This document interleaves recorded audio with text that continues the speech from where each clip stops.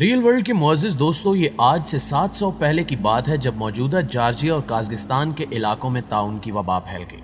اور یہ طاعون کا مرض ایک بیکٹیریا کی وجہ سے ہوتا ہے جو چوہوں کے خون میں پایا جاتا ہے۔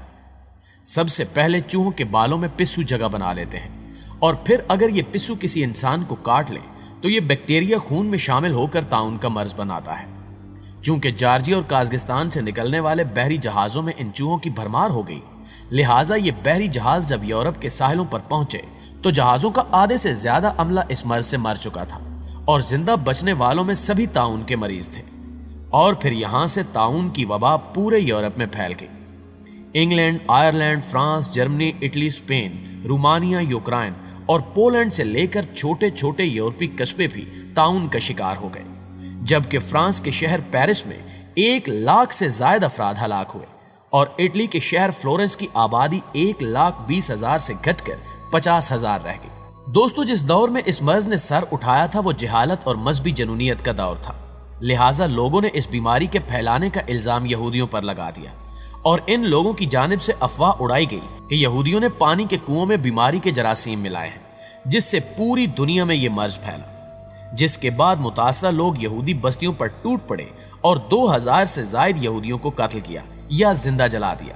اسی طرح دیگر افراد کو بھی اس بیماری کے پھیلاؤ کا باعث سمجھا گیا، اور یہی وجہ تھی کہ مقامات مقدسہ کی زیارت کرنے والے سیاح، تارکین وطن، فقیر اور چیچک زدہ افراد کو بھی ذمہ دار سمجھتے ہوئے قتل کر دیا گیا۔ یہ بیماری تنزانیہ، لیبیا اور مصر کے ساحلی علاقوں میں بھی پھیلی۔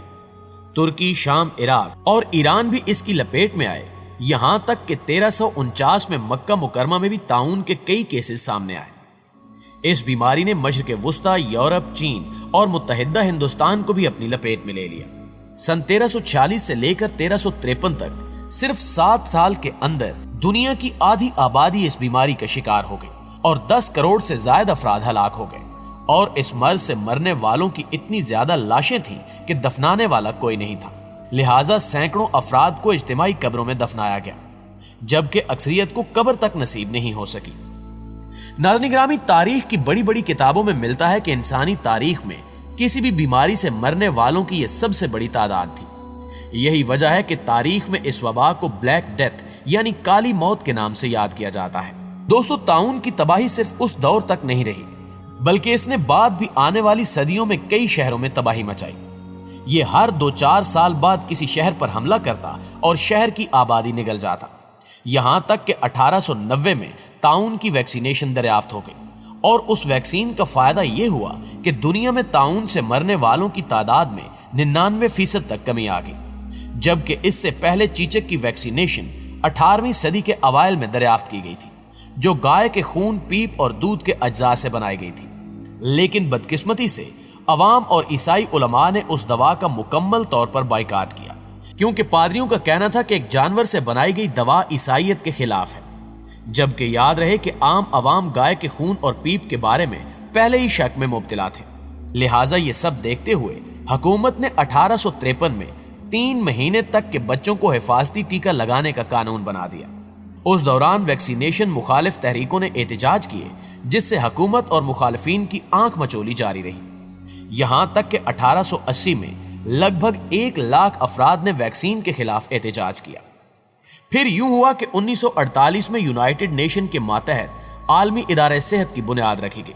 اور اس ورلڈ ہیلتھ آرگنائزیشن کے مختلف پروگرامز کے تحت چیچک، طاعون اور پولیو کی ویکسین تمام ممالک میں رائج کی گئی، جس سے عوامی شعور بیدار کیا گیا، جس کے بعد یورپ، امریکہ اور آسٹریلیا سمیت تمام ترقی یافتہ ممالک چیچک اور طاعون سے پاک ہو گئے۔ لیکن تیسری دنیا یعنی ہندوستان اور پاکستان میں پھر بھی ویکسینیشن کی مخالفت کسی نہ کسی صورت موجود رہی۔ 1970 کے بعد پاکستانی حکمرانوں کو محسوس ہوا کہ کہیں چیچک اور طاعون والا آخری ملک ہمارا ہی نہ رہ جائے۔ یوں پاکستان میں بھی عالمی ادارہ صحت کے پروگرام کے تحت حفاظتی ٹیکے اور ویکسینیشن شروع کیے گئے، جس سے دنیا سے چیچک اور طاعون ختم ہو گیا، اور پولیو صرف 3 ممالک میں رہ گیا، جن میں پاکستان، افغانستان اور نائجیریا شامل تھے۔ پیارے دوستو، اب آپ پچھلے 700 سال پر ایک تائرانہ نگاہ ڈالیں تو یہ بات بآسانی سمجھ آ جائے گی کہ ویکسینیشن کی مخالفت ہمیشہ جاہل عوام اور مذہبی طبقے نے کی ہے، جس کا خمیازہ انہیں ہر دور میں بھگتنا پڑا۔ मगर अफसोस कि हमारे उलमाए कराम भी आज वही सब कुछ कर रहे हैं जो ईसाई पादरी किया करते थे, और आज फिर वही सूरत हाल बनती जा रही है जिसका नजारा आज से 700 साल पहले पूरी दुनिया ने देखा था। 2019 में जन्म लेने वाले कोरोना वायरस ने दुनिया भर को अपने पंजों में जकड़ा हुआ है, और साइंसी तरीके के बावजूद इंसान खुद को इस वबा से महफूज ना रख सका। लिहाजा इस आसेब की बदौलत पूरी दुनिया में दहशत के बादल मंडला रहे हैं। तालीम, तिजारत, सेहत और सैर सियाहत समेत तमाम शोबा है जिंदगी बुरी तरह मुतासिर हो रहे हैं। यहाँ तक कि इस वबा ने आंख झपकते ही लाखों लोगों को लुक़्मा अजल बना लिया, जिसके नतीजे में तमाम तरक्याती ममालिक ने सर जोड़कर इस वबा से जल्द अज जल्द छुटकारा हासिल करने के लिए सरतोड़ कोशिशें शुरू की, क्योंकि सब ममालिक के नजदीक तहफ़्फ़ुज़ इंसानियत अवलीन तरजीह है। यही वजह है कि दिन रात की तगोदौ के बाद चीन, अमेरिका, बरतानिया और रूस ने इस वबा से बचाव की वैक्सीन तैयार कर ली, जिसको दुनिया भर में मुख्तलिफ तजर्बाती मराहिल से गुजारा गया, और फिर मस्बत नताइज बरामद होने पर आलमी इदारे सेहत ने इन वैक्सीन को इस्तेमाल करने की इजाजत दी, जिनको तरक्की याफ्ता ममालिक में 90% से ज्यादा लोगों ने लगवा लिया है, जिसकी बदौलत उन ममालिक में जिंदगी की रौनकें लौटना शुरू हो गई हैं। मगर दूसरी जानिब तरक्की पजीर ममालिक में वैक्सीनेशन की शरह इंतहाई कम है, और इसकी बुनियादी वजह इन ममालिक में तालीम और शऊर की कमी है, जिसकी बदौलत इन ममालिक में कोरोना वैक्सीन के बारे में मुख्तलिफ किस्म की मनफी और मन घड़त अफवाहें फैलाई जा रही हैं, और हमारी कम पढ़ी लिखी अवाम कम अक्ल होने की वजह से इन अफवाहों पर यकीन कर रही है। जबकि हैरान कुन बात तो यह है कि पढ़े लिखे लोग भी इन अफवाहों की जद से खुद को महफूज नहीं रख पा रहे। इसी वजह से इन ममालिक में वैक्सीनेशन करवाने वाले अफराद की शरह न होने के बराबर है। पाकिस्तान जो तरक्की पजीर मुल्क है और कोरोना वायरस की बदौलत इसकी मईशत को शदीद नुकसान पहुंचा है, इसके बावजूद मौजूदा हुकूमत ने अपने मौजूदा वसाइल से बढ़कर अवाम की जानों के तहफ़्फ़ुज़ के लिए दुनिया भर से वैक्सीन दरामद की है, ताकि अपने शहरियों को इस वबा से जल्द अज जल्द निजात दिलवाई जा सके।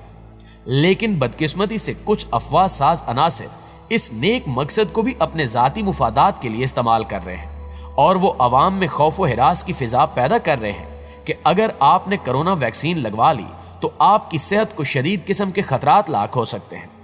जबकि हकीकत में ऐसा कुछ नहीं है। लिहाजा इन अफवाहों को हमारी अवाम के जहनों से ख़त्म करने के लिए पढ़े लिखे और बाशऊर लोगों को इन अनासिर की सरकोबी के लिए अपना किरदार अदा करना होगा, क्योंकि अगर ये सिलसिला ऐसे ही चलता रहा तो हमारे मुल्क पाकिस्तान के बासी इसी तरह तड़प तड़प कर मरते रहेंगे, जिस तरह ताउन के मरीज अपनी जान देते थे।